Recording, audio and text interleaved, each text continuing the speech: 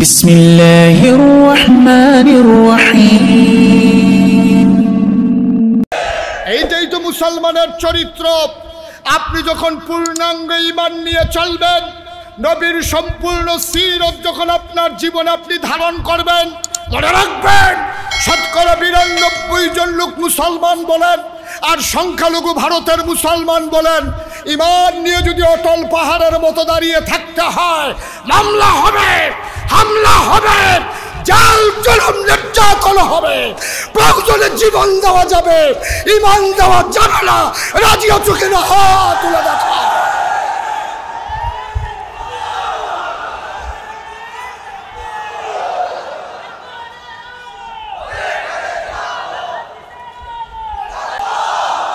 এইটাই হচ্ছে ইসলাম। ইসলাম মানে আপনি একবারে চুপ করে বসে থাকবেন, আপনার একজন ধরে ঘুষ চাইতে আছে, আপনি কইতেছেন ভাই দুঃখ পাইছেন নি, যে ঘুষি দিতে আছে হেরে দিঘা যে ব্যথা টেথা পাইছেন নাকি? না, অযথা আপনারে ঘুষি দিছে, তে যদি দেয় ১ সের, আপনাকে দিতে হবে ১০০ সের। ঠিক কিনা কর? সে যেন বুঝে যে মুসলমান এমনই, তারা চুপ করে থাকে, তারা আঘাত করে না, কিন্তু আঘাত করলে ছেড়েও। মুসলমানের চরিত্রটাই আল্লাহ তাবারক ওয়া তাআলা নিজে যেই চরিত্র ধারণ করেন, মুসলমানদেরকে সেই রঙে রঙিন হতে বলেন। আল্লাহ যেমন ধরে ধরে ধরে না, ধরলে আল্লাহ, মুসলমানও ধরে ধরে ধরে না, ধরলে মুসলমান। এটাই মুসলমানের চরিত্র। লেবেন্ডিস মার্কা চরিত্র না, লেবেন্ডিস মার্কা চরিত্র হওয়া যাবে না। একেবারে মাটির মতো আপনি ইসলামের সমর্থন করে না। ঠিক কিনা কন? কথা কন না, ঠিক কিনা? ইসলাম হচ্ছে যেখানে বাধা আসবে বাধা প্রতিহত করতে হবে, কিন্তু কখনোই মুসলমান আগে আক্রমণ করেছে তার কোনো প্রমাণ নাই। ঠিক কিনা বলেন? এই আদর্শ কার? নবীজির। এই আদর্শ কার? নবীজি। তিনি পরিপূর্ণতা দিয়েছেন। কষ্ট হচ্ছে আপনাদের না? ছেড়ে দেওয়া দরকার। আর সামান্য একটু সময় আছে, আমরা কথা বলি ইনশাআল্লাহ। সবাই পড়ে না আমিন। আমাদের দেশে তো দূরের মানুষ দিয়ে মিছিল বের করে, মিছিল যারা বাইর করে তারা কিন্তু মানুষটারে দেখেও না, শুনেও না, জানেও না। তো একজনে কইছে চরিত্র ফুলের মতো পবিত্র। এখন যে চরিত্র কেমন, টাকা হাওলাত দিলে না বোঝা যায় কয়দিন ঘুরায়। ঠিক কিনা কর? চরিত্র যে কেমন, একবার ক্ষমতার স্বাদ পাইলে ১৫ বছর যখন আর ক্ষমতা ছাড়তে চায় না, তখন বোঝা যায় চরিত্র কেমন।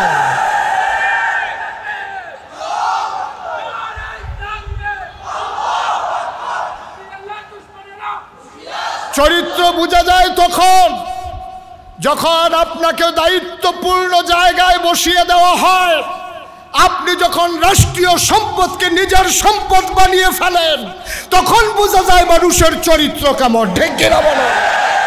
সুতরাং চরিত্র কেমন নবীজির, এটা আমরা যতটুকুন জানি তার চাইতে বেশি জানে মক্কার মানুষ। মক্কার মানুষ যতটুকুন জানে তার চাইতে বেশি জানে মুসলমানেরা। সব মুসলমানেরা যা কিছু জানে তার চাইতে বেশি জানে আমার নবীর স্ত্রীগণ। ঠিক কিনা বলে? একসাথে ঘুমাইছে, একসাথে খাইছে, একসাথে উঠছে ফিরছে, সব একসাথে। তো ওনারা বুঝবে নাকি আমরা বুঝবো নাকি? আম্মাজান খাদিজা টাকা খাইয়া, মিছিলের আগে বিস্কিট খাইয়া, চা খাইয়া নবীর সার্টিফিকেট দেয় নাই। সানন্দে স্বেচ্ছায় সজ্ঞানে চইলা ফিরা দেখা শুইরা বুঝা সাক্ষী দিয়েছে আপনি অবশ্যই নবী। সুবহানাল্লাহ বলবেন না? আজকে যখন মাহফিল শেষ করে বাড়িতে যাবেন, বাড়িতে যাওয়ার পরে আপনি যদি আপনার ওয়াইফকে বলেন অলি অলি অলি, আপনার ওয়াইফ দেখবেন করবো যে বারান্দায় গিয়ে শুয়ে থাকেন অলি, বিড়ির গন্ধ লোকে দিয়ে আটন যায় না অলি। ঠিক কিনা কন? আপনি যে কত বড় অলি, কথায় কথায় স্ত্রীর গায়ে হাত উঠান, হ্যাঁ, কথায় কথায় আপনি বেতন পান ৩০,০০০, বাসা ভাড়া ৪০,০০০, বাচ্চাদের স্কুলের খরচ, দুধের খরচ, বউয়ের কসমেটিক্স খরচ, পার্লারের খরচ সব মিলে ১ লাখ, বেতন পান ৪০, খরচ হয় মাসে ১ লাখ। আবার ফ্ল্যাট কেনার জন্য আপনি ঘুরতে আসেন। আপনি যে কত বড় অলি কেউ জানুক আর না জানুক, আপনার স্ত্রী জানে। ঠিক কিনা? আপনার লেনদেনের স্বচ্ছতা নাই, আপনার কাজ কারবারের ব্যালেন্স নাই, আপনি কোথায় কোথায় বউয়ের উপরে হাত উঠান। এসব বোধহয় নাই আমাদের দেশে, না? গ্রামে তো বউয়ের উপরে হাত উঠাইলে টের পায়, কারণ এক ঘরে বউয়ের উপরে মারলে অন্য ঘরের মানুষ আওয়াজ শুনে। শহরে তো এই কারবার, দরজা বন্ধ করে শুরু করলে মরণের আগে টের পায় না, ঠিক কিনা কন? নবীর চরিত্র কি অনুপম চরিত্র, সুবহানাল্লাহ বলবেন না? আরে উনি পরিপূর্ণ করবেন না তো পরিপূর্ণ করবে কে? সুবহানাল্লাহ বলবেন না? কি নবী আমার, কি নবী আমার। এবার আসুন সরাসরি আল্লাহর কণ্ঠে শুনি তিনি আমার নবীকে কি বলেন। দরকার আছে নাকি নাই? আমরা প্রথমে শুনলাম ওনার সহধর্মিনী স্ত্রীর কথা। উনি কি বললেন? আপনি অবশ্যই, কথা কয় না, আপনি অবশ্যই। আচ্ছা এবার দেখি আল্লাহ কি কয়, সুবহানাল্লাহ বলবেন না? আমার আল্লাহ কয় তোমরা আমার নবীর চিনো নাকি? আমরা বলি আল্লাহ আপনারে পুরাপুরি চিনছি।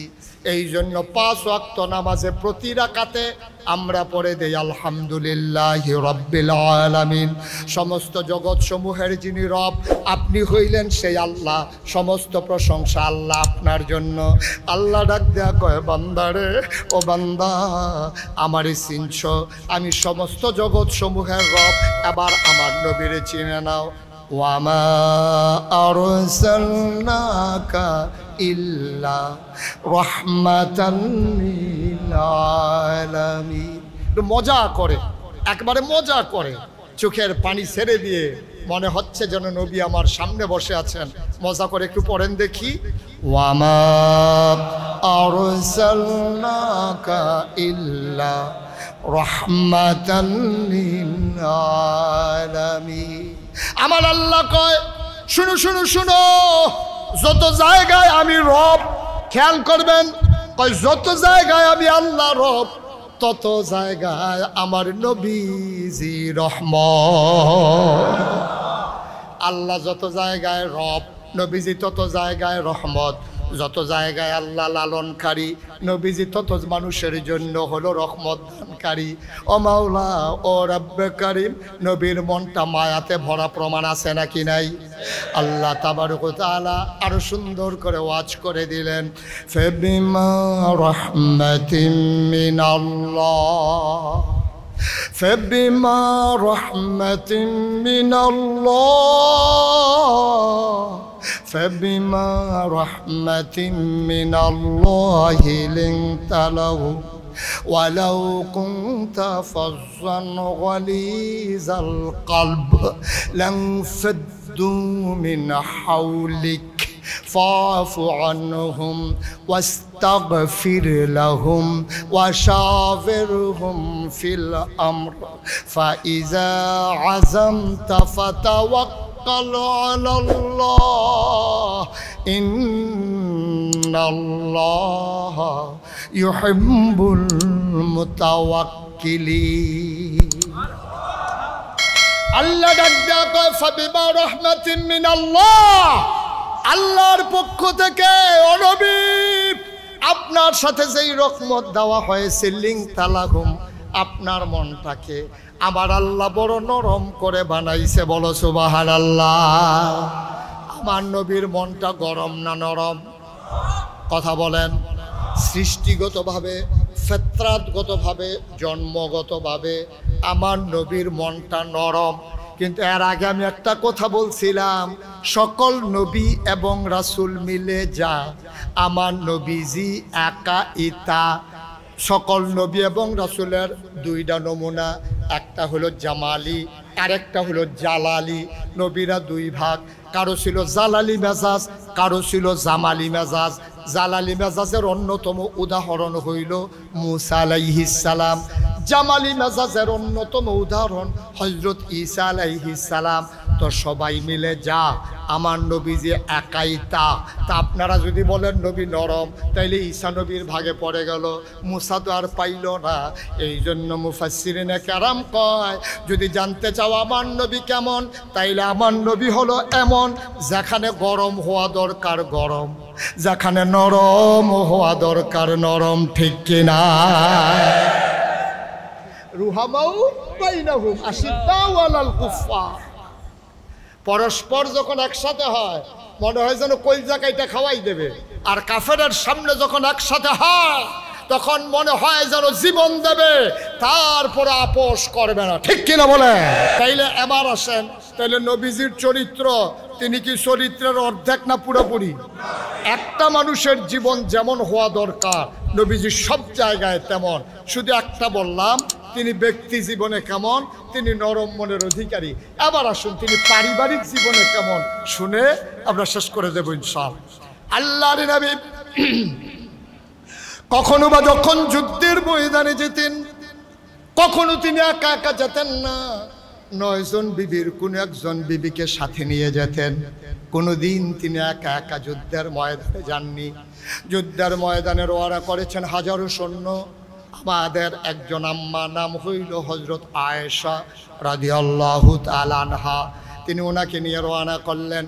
রাতের বেলা নামাজ হয়ে গেল, সবাইকে তাঁবুতে ঘুম পাড়িয়ে দিলেন। আল্লাহ নবী নিজের তাঁবুতে ফিরে আসলেন। এসে ডাক দেয়া আয়েশা, লাব্বাইকা ইয়া রাসূলুল্লাহ। আয়েশা, অনেক দিন হয় আনন্দ করা হয় না। আকাশে চতুর্দশীর পূর্ণিমার চাঁদ হাসে, ফকফকা জ্যোৎস্না, মৃদুমন্দ বাতাস, এমন আবহাওয়া পাওয়া বড় দুষ্কর। চলো 2 জন মিলে একটা দৌড় দেই, দেখি তুমি ফার্স্ট হও নাকি আমি ফার্স্ট হই। আর আস্তে কোন সুবহানাল্লাহ। নবীজি বলেন চলো 2 জন মিলে একটু আনন্দ করি। তা আম্মাজান আয়েশা বিয়ে হয়েছে 6 বছর বয়সে, সংসার শুরু হয়েছে 9 বছর বয়সে। ছোট মানুষ না, উনি খেলার কথা শুনলে একটু মজা পাইতেন। যখন বলছে যে চলো দৌড় দেই, আম্মাজান আয়েশা তো মুখিয়েছিলেন যে দৌড় দিতে পারলে ভালোই হয়, একটু মজা হবে। তো 2 জন গেলেন মাঠে। আম্মাজান আয়েশা আবার বলছে, ইয়া রাসূলুল্লাহ, আবার কেউ দেখে ফেলে কিনা, তো এই চিন্তা তোমার দরকার নেই, চলো দৌড় দিই। তো 2 জন মিলে এরকম 2টা খেজুরের গাছ, এটা একটা ওইটা একটা, 2 জন সোজা হয়ে দাঁড়ালেন। আম্মাজান আয়েশা, নবীজি বলবেন বিসমিল্লাহ, রেডি 1 2 3, দিলেন দৌড়। আম্মাজান আয়েশা কয়, তখন আমার নতুন বিয়ে হয়েছে, আমার শরীরটা তখন শুকনা, আমার বয়সও কম, এত ভার হয় নাই। যেই মাত্র দৌড় দিলাম, চুপ করে আমি ফার্স্ট হয়ে গেলাম, নবী পেছনে পড়ে গেল। আমি বললাম, ইয়া রাসূলুল্লাহ, আমি কিন্তু জিতে গেলাম, আপনি কিন্তু হেরে গেলেন। নবীজি বললেন, হ্যাঁ, এটা আমার মনে থাকবে ইনশাআল্লাহ। সুবহানাল্লাহ বলবেন না? তুমি যে জিতে গেছো, আমি যে হেরে গেছি, এটা মনে থাকবে। কিছুদিন পরে, কয়েক বছর পরে আবার যুদ্ধে যাবেন, আবারও ভাগে পড়েছেন আম্মাজান আয়েশা। সুবহানাল্লাহ বলবেন না? নবীজি বললেন, আয়েশা, অনেক দিন হয় একটু আনন্দ হয় না, চলো একটা দৌড় দেই। মনস্তাত্ত্বিক বিষয়টা দেখেন, আগামীকালকে যুদ্ধ কাফেরের সাথে, আর আগের রাত্রে স্ত্রীকে নিয়ে আনন্দ করে। কি চেক অ্যান্ড ব্যালেন্স, ব্যালেন্স কারে কয় দেখেন। যুদ্ধের সময় যুদ্ধ, তো রাত্রে মাইট দিয়ে লাভ কি? সুবহানাল্লাহ বলবেন না? যুদ্ধের সময় যুদ্ধ হবে, রাত্রটা নষ্ট করে কি লাভ? আমি আবার যদি থাকি তাইলে না পরের রাত, উনি সেকেন্ড সময় কাজে লাগাতেন। সুবহানাল্লাহ বলবেন না? তো নবীজি বললেন, চলো আবার একটু দৌড় দেই। তো আবার দাঁড়ালেন, 2টা খেজুর গাছ নির্ধারণ করলেন, আবার দাঁড়ালেন, বলেন বিসমিল্লাহ, দিলেন দৌড়। আম্মাজান আয়েশা নিজে কয়, বয়স হয়েছে তো, আমি একটু মুটিয়ে গেছি, আমার একটু মোটা হয়ে গেছে, শরীর একটু স্থূলকায় হয়ে গেছে, আমার ওজন বেড়ে গেছে। এখন বিসমিল্লাহ বলে, নবী তো চির যৌবনা নবী, নবী তো সবসময় তারুণ্য দীপ্ত প্রাণ, যৌবন দীপ্ত প্রাণ। একজন পুরুষের দুনিয়াতে যে দূর ক্ষমতা, আপনি যখন জান্নাতে যাবেন তখন আপনার ক্ষমতা হবে 70 গুণ। আর 70 জন জান্নাতি মানুষের যেই ক্ষমতা, আল্লাহ নবীকে দুনিয়াতে আল্লাহ 70 জন জান্নাতি মানুষের ক্ষমতা দিয়েছে। এই নবী আবার যখন বিসমিল্লাহ করে দৌড় দিছে, এখন আম্মাজান আয়েশা তো নিজেই বলতেছে আমি মোটা হয়ে গেছি। এখন দৌড় দিছে সত্য, আম্মাজান আয়েশা পেছনে পড়ে গেছে, নবী ফার্স্ট হয়ে গেছে। কাছে যখন আসছে আম্মা আয়েশা, নবীজি কানে কানে কয়, আয়েশা, ওই যে হারিয়ে দিছিলা, প্রতিশোধ নিলাম। সুবহানাল্লাহ, সুবহানাল্লাহ, সুবহানাল্লাহ। কি জীবন, কি জীবন, কি সংসার, কি দাম্পত্য জীবন। সুবহানাল্লাহ বলবেন না? বানানো গল্প না, মুখরোচক ইতিহাস না, বাস্তব ঘটনা শুনেছ, বাস্তবতা। সুবহানাল্লাহ কয় না? মুসলমান মন দিয়ে শোনো, এই নবীজি যখন মদিনায় প্রচন্ড দুর্ভিক্ষ, চুলায় আগুন জ্বলে না, আকাশ থেকে বৃষ্টি ঝরে না, খেজুর গাছগুলো শুকিয়ে যাচ্ছে, মায়ের বুকগুলো শুকনা, বাচ্চারা দুধ পায় না, হাহাকার পড়ে গেছে মদিনায়, মানুষ বাঁচানো বড় মুশকিল, চুলায় আগুন জ্বলে না। নবী হতবিহবল হয়ে গেলেন, তিনি রাহমাতুল লিল আলামিন। এখন তিনি কি করবেন তার কলিজায় মানে না। তিনি সাধারণ ঘোষণা করলেন, এই দুর্যোগকালীন মুহূর্ত ওভারকাম করতে হবে। এই ক্রাইসিস পিরিয়ড ওভারকাম করার জন্যে কার কি আছে নিয়ে আসো। মানুষগুলো ওট আনলো, দুম্বা আনলো, ছাগল আনলো। আমার নবী একটা এই আপনার ওট জবে করে দিলেন, 1 কেজি করে গোশতের ভাগ বসালেন। সব মানুষকে ঘোষণা দিলেন, যাদের ঘরে চুলা আগুন জ্বলে না জলদি করে আসো, গোশত দেওয়া হবে। আল্লাহ নবী বসে আছেন, লাইন ধরে মানুষ দাঁড়িয়ে আছেন, যেই আসে তার 1 ভাগ গোশত দেয়। হঠাৎ করে আমার নবীর নজর পড়ে গেল লাইনের দিকে। তাকায়া দেখে বৃদ্ধা একটা মহিলা গোছা হইয়া লাঠিতে বহর দিয়া লাইনের মাঝে দাঁড়িয়ে আছে। একেবারে যুবথুবু বুড়ি মানুষ, বুড়ি একবারে গুচা হয়ে গেছে, লাঠি দিয়ে ভর দিয়া লাইনের ভিতরে দাঁড়িয়ে আছে পোটলা নিয়া। নবীজি দূর থেকে দেখলেন, তিনি আস্তে করে গোশত বন্টন থামিয়ে তিনি বুড়ি মাতার কাছে গেলেন। গিয়া অনেকক্ষণ তাকাই রয়েছে। তাকানোর পরে তিনি আস্তে করে জড়াইয়া ধরলেন, কপালে চুমু খাইলেন, তার গাল বেয়ে বেয়ে পানি পড়ে। তিনি ধরে ধরে ধরে ধরে মহিলাটাকে মজলিসের মাঝে আনলেন। সুবহানাল্লাহ বলবেন না? মজলিসের মাঝে এনে তিনি এবার ওই গোশত আপনার যে বন্টন করা হচ্ছিল ওই মাঝে এনে গোশত বন্টন থামিয়ে নবীর গায়ের ভিতরে একটা চাদর ছিল, উনি চাদর মুবারকটা বিছিয়ে দিলেন। বুড়া মাটাকে চাদরটার উপরে বসালেন। সুবহানাল্লাহ বলবেন না? তো যেই নবীর সামনে দিয়ে কেউ হাঁটে না, যেই নবীর সামনে কেউ জুড়ে কথা বলে না, আর এই নবী গায়ের চাদর বিছাই দিছে মহিলার জন্য, আর মহিলা সেই চাদরে বসে গেছে, এটা কি স্বাভাবিক না অস্বাভাবিক? অস্বাভাবিক একটা ঘটনা। যখন চাদর বিছাই দিছে, এবার মহিলাটা নবীজি ধরে না বসাইছে। এখন যারা চতুর্পার্শ্বে আছে ওরা একজন আরেকজনের দিকে তাকায়, ভাই আজব কারবার দেখি, নবীজি কার জন্য চাদর বিছাইলো? এটা তো নবীর ফুফুও না, এটা তো নবীর খালাও না। আমরা নবীর ফুফুকে চিনি, নবীর খালাম্মাকে চিনি। এই মহিলাটা কে? এই গরিব মহিলা, উস্কো খুস্কো চুল, ময়লা কাপড়, যুবথুবু বুড়ি, এটা কে মহিলা? তার কার জন্য চাদর বিছাইলেন? এখন একজন যে আরেকজনের দিকে তাকায়, নবী বুঝে ফেলছে ওরা জানতে চায় আমি কার জন্য গায়ের চাদর বিছাইলাম। ঠিক কিনা বলেন? আজানটা শেষ হোক, আমরা আরো 10 মিনিট কথা শুনবো। যেহেতু জামাত কয়টায়? 8টায় জামাত, তাইলে আমরা আরো 10। এই যে ভিজিয়ে বেয়াদবি মাফ করবেন ইয়া রাসূলুল্লাহ, আপনি একটু চুপটি করে বসেন। আমার নবী বসতেন, আমার মায়েরা ঘরের কোণা থেকে ছোট্ট শিশি বের করে আনতেন, ওই কপালের জমানো ঘাম আমার মায়েরা বোতলের শিশির ভিতরে ভরে রেখে দিতেন। ঈদ যখন আসতো, বিয়ে যখন হতো, তখন তারা আমার নবীর গায়ের জমানো ঘাম আমার মায়েরা আতর হিসাবে ব্যবহার করতেন। এটা গেল বাহ্যিক দিক। আমি বলছিলাম কয়টা দিক, বা কথা বলে না দেখি কয়টা দিক? সূরত সিরত গেল, সূরত। এই ব্যাপারে বিস্তারিত আলোচনার এই জন্য দরকার নাই, যেহেতু এটা অনুকরণ করার কিছু নাই, অনুসরণ করারও কিছু নাই। এটা শুনে শুনে আমরা তৃপ্ত হব, আমরা গৌরব করে অহংকার করে বলবো আমার নবী এমন নবী যেই নবী অন্য নবীর সাথে কোনো তুলনা চলে না। ঠিক কিনা বলেন? এবার আসুন নবীর সিরত। একটা মানুষের জীবনে জন্মের পর থেকে মৃত্যু পর্যন্ত কতগুলো পরিচয় বহন করে যে কোনো মানুষের। তার জন্ম, তার শৈশব, তার কৈশোর, তার তারুণ্য, তার যৌবন, তার পৌর, তার বৃদ্ধ। এই জিনিসটা সবগুলো মানুষ যারা বয়প্রাপ্ত হয়ে ইন্তেকাল করে, এই জিনিসগুলো তাদের জীবনে আসে। সে জন্ম হয়, তার শিশু শৈশবকাল কাটে, তার কৈশোর, তার চাঞ্চল্যের তারুণ্য, তার যৌবনোদীপ্ত প্রাণ, তার পৌর, তার বৃদ্ধ। আর আরেক দিক দিয়ে মানুষের অনেকগুলো দিক থাকে, ব্যক্তি জীবন, পারিবারিক জীবন, অর্থনৈতিক জীবন, সামাজিক জীবন, রাজনৈতিক জীবন, ইন্টারন্যাশনাল রিলেশন। এই দিকগুলো প্রতিটি মানুষের থাকে। আপনি যদি একটা দেশের নাগরিক হন, তাইলে এই জিনিসগুলো আপনার জীবনে আসবেই। আপনার ব্যক্তির একটা জীবন আছে, আপনার পরিবারের একটা জীবন আছে। পরিবারে যেহেতু আপনি একজন সদস্য, পরিবারে আপনার করণীয়, পরিবারে আপনার বর্জনীয়, পরিবারের মানুষগুলোর সাথে আপনার সম্পর্ক। এবার আসেন সমাজ।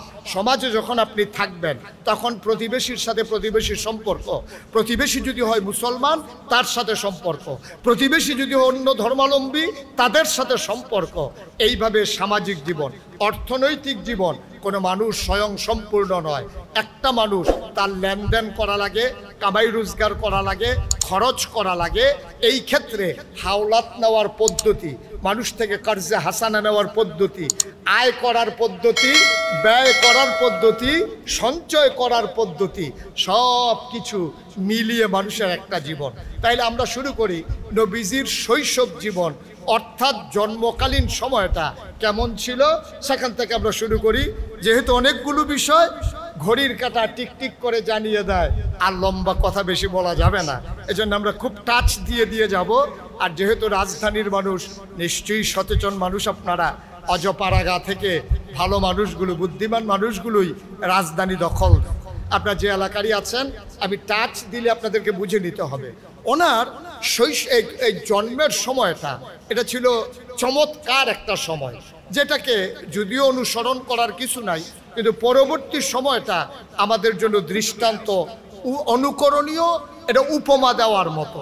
নবী যে বছর দুনিয়াতে আসলেন, খুব খেয়াল করতে হবে, নবী যে বছর দুনিয়াতে আসলেন সেই বছর, সেই জামানায় তখন একটা নিয়ম ছিল, মক্কার যারা বংশাবলী মানুষ, সম্ভ্রান্ত মানুষ যারা, যেমন তৎকালীন জামানায় ছিল কোরাইশ, কোরাইশের ভিতরে বিভিন্ন উপশাখা, যেমন বনু হাসিম, তারপরে আপনার ওই দিক দিয়ে উমাইয়া, সব মিলিয়ে বনু হাসিম, বনু কানান, বনু তামিম, বিভিন্ন গোত্রের যারা মানুষ ছিল, তারা যারা সম্ভ্রান্ত উচ্চ বংশ মানুষ, তারা তৎকালীন জমানায় জন্মের পরে বুকের দুধ মায়েরা বাচ্চাকে খাওয়াতো না।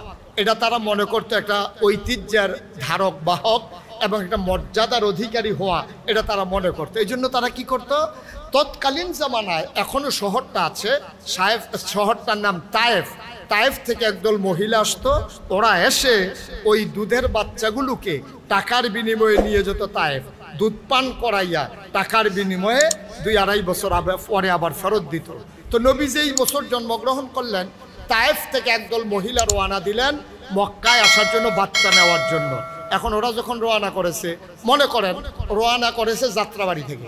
কোত্থেকে, কথা বুঝেন নাই না? কোত্থেকে রওনা করেছে? মনে করেন আসবে বাইতুল মুকাররম, রওনা করেছে কোত্থেকে? আসবে কোথায়? বাইতুল মুকাররম। এখন রওনা দেওয়ার পরে যাত্রাবাড়ি থেকে সায়েদাবাদের কাছে আসার পরে দেখে যে একজন নাই।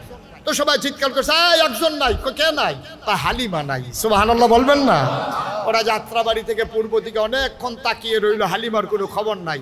সবাই চিন্তা করলো সন্ধ্যা ঘনিয়ে আসছে, সুতরাং আমরা চলে যাই। ওরা আস্তে আস্তে ওই যে আসবে মক্কায়, কোথায় আসবে? মনে করেন এই বাইতুল মুকাররমে।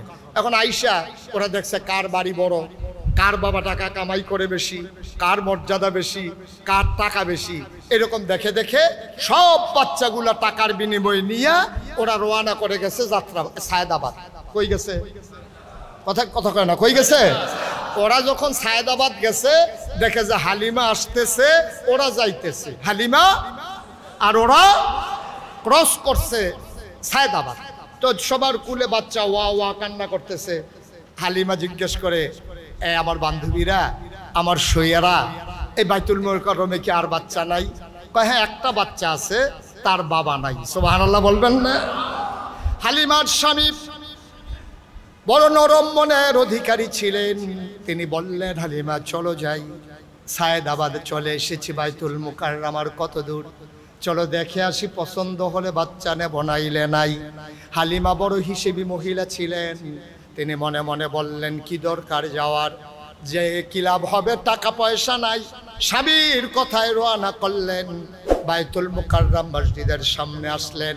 তিনি আসার পরে একজন মানুষকে দেখে জিজ্ঞেস করলেন, ভাই এই জায়গায় নাকি একটা এতিম বাচ্চা আছে, তার নাম নাকি মোহাম্মদ, তার ঘরটা কোনটা? মানুষটা আঙ্গুল দিয়ে দেখাই দিল, ওই কাবার কেনারে ছোট্ট ঘর, ওই ঘরটার ভেতরে ওইটাই আমেনার ঘর, ওইটাই মোহাম্মদের ঘর। হালিমা তাড়াহুড়ো করে গেলেন, হালিমা ঘরের বাইরে দাঁড়িয়ে রইলেন।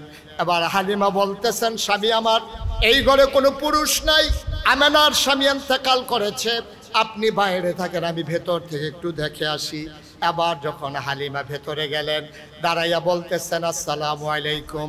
আমেনা ডাক দেয়া কয়, কে রে সালাম দেয়? কয়, আমার নাম হালিমা। কয়, কোন হালিমা?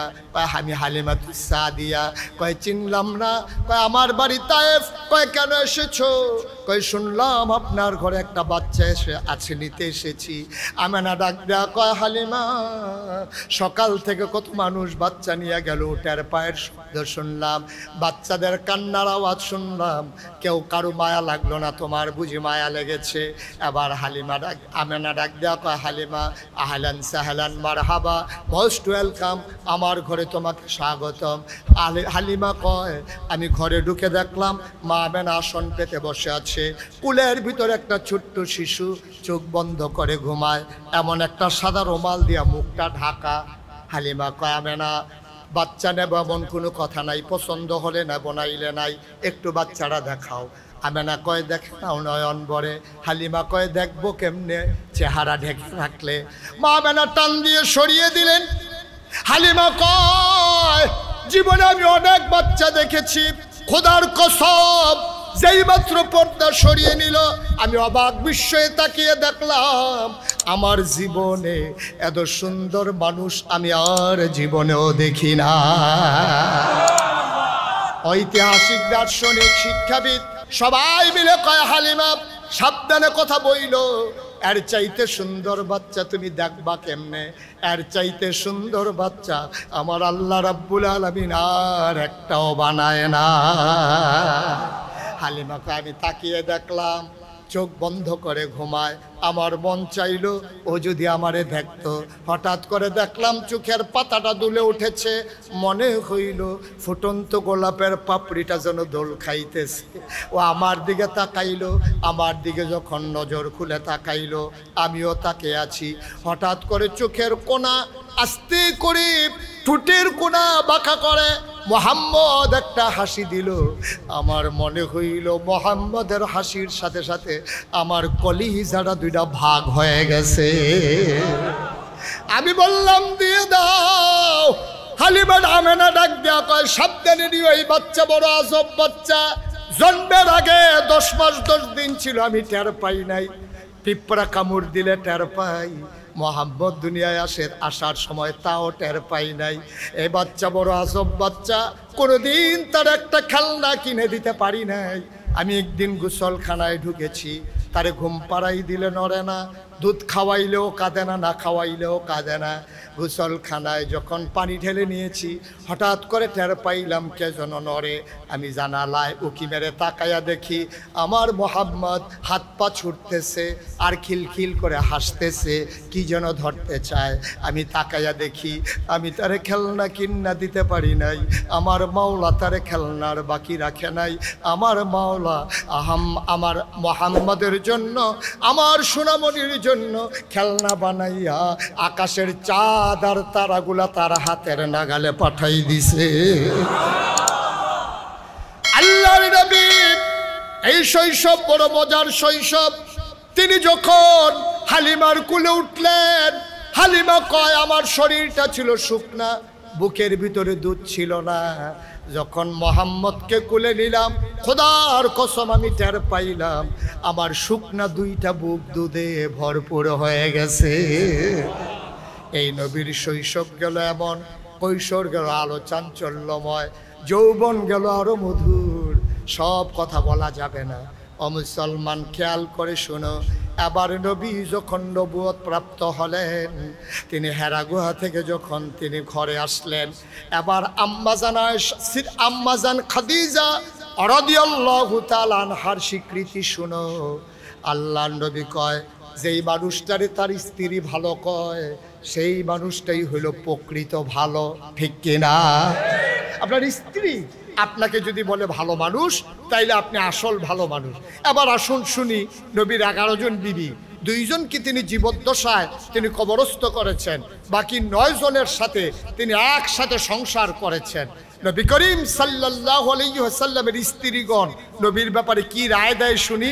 নবী যখন হেরা গুহায় ধ্যানমগ্ন, 40 তার ছুঁই ছুঁই 40 যখন পূর্ণ হলো, হেরা গুহায় জিবরাইল আলাইহিস সালাম এসে ঢুকলেন, নবীকে সালাম দিলেন, আসসালাতু ওয়াসসালামু আলাইকা ইয়া রাসূলুল্লাহ, আসসালাতু ওয়াসসালামু আলাইকা ইয়া হাবিবাল্লাহ, আসসালাতু ওয়াসসালামু আলাইকা ইয়া শাফিয়াল মুজনিবিন, আসসালাতু ওয়াসসালামু আলাইকা ইয়া রাহমাতাল লিল আলামিন। নবী বললেন ওয়া আলাইকুমুস সালাম। তিনি ভীত সন্ত্রস্ত হলেন। নির্জন গুহার সামনে বিশাল দেহের অধিকারী মানুষটাকে তিনি চমকে উঠলেন, তিনি আশ্চর্যান্বিত হয়ে গেলেন, তিনি ভীত সন্ত্রস্ত হয়ে গেলেন, কাঁপতে কাঁপতে ঘরে আসলেন। মা খাদিজা রাদিয়াল্লাহু তাআলা আনহা উনি জিজ্ঞেস করলেন, ও নবী আমার, আপনি কি ভীত সন্ত্রস্ত? কেউ কি কিছু বলেছে? নবী বললেন, খাদিজা, আমি নাকি এখন থেকে আব্দুল্লাহ, মুহাম্মদ ইবনে আব্দুল্লাহ না। ওই জামানায় এখনো মক্কার মানুষগুলো নিজের নামের সাথে বাবার নাম জড়িয়ে পরিচয় দেয়। তো মোহাম্মদ, ওনার আব্বার নাম হলো আব্দুল্লাহ, তো ওনার পরিচয় ছিল মোহাম্মদ ইবনে, কথা কয় না দেখি, মোহাম্মদ ইবনে। আর নবীজি আইসা কয়, খাদিজা, আমি নাকি এখন থেকে মোহাম্মদ ইবনে আব্দুল্লাহ না। তাইলে আপনি কি? কয়, আল্লাহর এক ফেরেশতা নাম জিবরাইল, উনি এসে কয় আমি নাকি মোহাম্মদ ইবনে আব্দুল্লাহ না, আজকে থেকে আমার পরিচয় মুহাম্মদুর রাসূলুল্লাহ। কথাটা বুঝতে পেরেছেন? তখন কি কোনো সাক্ষী আছে? কথা কয় না। কোনো মানুষ আছে সামনে? কয়জন মানুষ এখানে? 2 জন, নবী আর আমাদের আম্মা খাদিজা। নবীজি বললেন আমি নাকি নবী, আমি নাকি নবী। আম্মাজান খাদিজা কি রায়টা দিলেন আসুন শুনি। আম্মাজান খাদিজা সাথে সাথে কি রায়টা দিলেন? নবীজি যখন বললেন আমি নাকি নবী, আম্মাজান খাদিজার সাথে সাথে রায় দিলেন আপনি অবশ্যই নবী। সুবহানাল্লাহ বলবেন না? একবারও জানতে চাইলেন না কবে থেকে নবী, কেন আপনি নবী, কার জন্য নবী, কে বানাইলো নবী, এই নবুয়ত লাস্টিং করবে কয়দিন, কোনো কিছু জানতে চাইলেন না। তিনি রায় দিয়ে দিলেন অবশ্যই আপনি নবী। সুবহানাল্লাহ বলবেন না? আল্লাহর নবী খাদিজাকে জিজ্ঞেস করলেন, ও খাদিজা, তুমি কেমনে বুঝলা আমি নবী? এবার আম্মাজান খাদিজা ডাক দেয়া কয়, 15 বছর সংসার করেছি, আমার যখন 40, আপনার তখন 25, একেবারে পরিণয়ে যখন আবদ্ধ হয়েছি, আমরা স্বামী স্ত্রী হয়ে গেছি। আপনার 25, আমার 40, এখন আপনার 40, আমার 55, 15টা বছর একসাথে সংসার করলাম, একসাথে ঘুমাইলাম, একসাথে খাইলাম, কাজ থেকে আপনাকে একসাথে দেখলাম, চলে ফিরে বুঝে শুনে খেয়ে দিয়ে একসাথে দিন কাটিয়ে 15 বছর পরে আমার মন সাক্ষী দিয়েছে অবশ্যই আপনি নবী। আল্লাহর নবী কয়, তুমি কেমনে বুঝলা আমি যে নবী? কয়, 4টা কারণে আমার মনে হয়েছে আপনি নবী। কয়, কোন 4টা কারণ? কয়, 1 নম্বরে আপনি যখন ওয়াদা করেন খেলাফ করেন না। সুবহানাল্লাহ বলবেন না? আপনি যখন ওয়াদা করেন ওয়াদা খেলাফ করেন না। 2 নম্বরে আপনি যখন আপনার কাছে কোনো কিছু আমানত রাখে আপনি আমানতের খেয়ানত করেন না। 3 নম্বরে আপনি আত্মীয়তার সম্পর্ক ছিন্ন করেন না। 4 নম্বরে অসহায় কোনো মানুষ দাঁড়ালে আপনি নবী গো কোনোদিন খালি হাতে কাউকে ফিরান না। 1000 বছর আগের কথা। নবী করিম সাল্লাল্লাহু আলাইহি ওয়াসাল্লামের ব্যাপারে সবচেয়ে কাছের মানুষটা রায় দিলেন, দূরের কেউ না। উনি একলা জান্নাতে চলে যাবে, আমাদেরকে ফালায়। সবাই বসেন, আমরা সবাই তো নামাজ পড়বো ইনশাআল্লাহ। সবাই পড়ি আলহামদুলিল্লাহ। যেহেতু 8:30টায় জামাত, আর 8টায় জামাত, বাজে মাত্র 35, আমাদের হাতে 25 মিনিট সময় আছে। তো এটা সবটা আমি কাজে লাগাবো না, আমি 5 থেকে 7 মিনিটের ভিতরে শেষ করে দেব। সংক্ষিপ্ত একটু দোয়া করে দেব, তারপরে আমাদের সভাপতি মহোদয় আজকের মাহফিলের সমাপ্তি ঘোষণা করবেন। অজু করে যেন জামাত ধরতে পারেন, এটা আমার মাথায় থাকবে ইনশাআল্লাহ। আল্লাহ যেন কবুল করে, সবাই পড়ে আমিন। তা আল্লাহর নবী বসে আছেন, কথা কি মনে আছে? নবী গায়ের চাদর বিছিয়ে দিলেন, মনে আছে একটু? আল্লাহর নবী গায়ের চাদর বিছিয়ে দিলেন, বৃদ্ধা মহিলা চাদরে বসিয়ে দিলেন। চতুর্পার্শ্বে যারা ছিলেন সবাই একজন আরেকজনের মুখ চাওয়াচাওয়ি করে। সবার মনে প্রশ্ন, এই মহিলাটাকে যার জন্য নবী গায়ের চাদর বিছাই দিলেন। আল্লাহর নবী বুঝতে বাকি নাই, তিনি ডাক দিয়া বললেন, সাহাবারা নিশ্চয়ই তোমরা জানতে চাও আমি কার জন্য গায়ের চাদর বিছাইলাম, আমি কোন মহিলার জন্য গায়ের চাদর বিছাইলাম। ও সাহাবারা শোনো, জন্মের আগেই আব্বা হারিয়ে ফেলেছি, কোনোদিন বাবার মুখ দেখি নাই, কোনোদিন আব্বা বলে একটা ডাকও দিতে পারি নাই। সাহাবারা, ছোট ছোট বাচ্চারা যখন আব্বা আব্বা বলে ডাক দেয়, আমার মনে রায় রায় বাবার চেহারাও ভেসে ওঠে না। আমি কোনোদিন বাবা দেখি নাই, কল্পনায় বাবার চেহারা মনে করতে পারি না। বাচ্চারা যখন বাবা বলে ডাকতে মন চায়, আমারও মন চায় আমিও যদি একবার আব্বা বলে ডাক দিতে পারতাম। জন্মের আগে বাবা হারিয়ে ফেলেছি, বাবা ডাকার সুযোগ হলো না। 6 বছর যখন বয়স, মা হারিয়ে গেল। আমি বুঝি না মা কেন কথা বলে না, মা চুপ মেরে ঘুমিয়েছে। আমি মায়ের গালের ভিতরে হাত দিয়ে নাড়া দেই, আম্মা ও আম্মা কথা কেন বলো না? কে আমারে ঘুম পাড়াবে, কে আমারে গোসল করিয়ে খাইয়ে দেবে? মা, কে আমারে আদর করে চুল আছড়িয়ে দেবে? ও মা, কে আমাকে পায়ের উপরে শোয়াইয়া ঘুম পাড়াই দেবে? আমি এমন করেও ঝরে কাঁদতেছিলাম। আমার দাদা আবু তালেব, আব্দুল মুত্তালিব আমারে ডেকে কয়, মোহাম্মদ রে, ও মোহাম্মদ, কান্নাকাটির দরকার নাই, তোর এমনই কপাল, জন্মের আগে বাপ হারাইছ, 6 বছর বয়সে মা হারাই ফেললি। যার কেউ নাই তার আল্লাহ আছে, আর তোর সহায় হিসাবে আমি আব্দুল মুত্তালিব তোর দাদা আছি।